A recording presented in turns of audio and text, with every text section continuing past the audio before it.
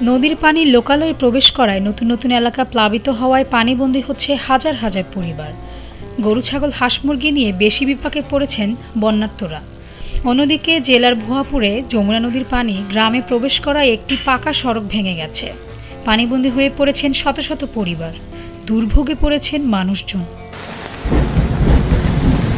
সরেজমিনে উপজেলার গোবিন্দবাসী ইউনিয়নের কষ্টাপাড়া, ঘোষপাড়া, খানুরবাড়ি, ভালুকুটিয়া এলাকায় দেখা গেছে যমুনা নদীর পানি পার উপচে এসব এলাকায় প্লাবিত হয়েছে এবং যমুনা নদীর পানি লোকালয়ে প্রবেশ করায় গোবিন্দবাসী, কষ্টাপাড়া, ভালুকুটিয়া রাস্তাটি ভেঙে গেছে। এতে ওই রাস্তায় চলাচল বন্ধ হয়ে দুর্ভোগে পড়েছেন ওই এলাকাবাসীরা।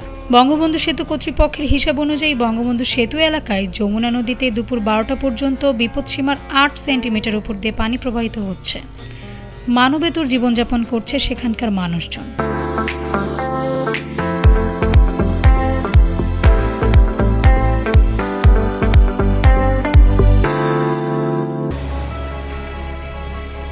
পানি বৃদ্ধির ফলে ব্যাপক ভাঙন দেখা দিয়েছে চিতুলিয়াপাড়া, মাটিকাটা, পাটিতাপাড়া, কোনাবাড়ি, জয়পুর, রেহাইগাবসারা, ভদ্রশিমল, চর শুশুয়া, বাসুদেবকোল, রুলিপাড়া, রাজাপুর সহ আরও বিভিন্ন এলাকা।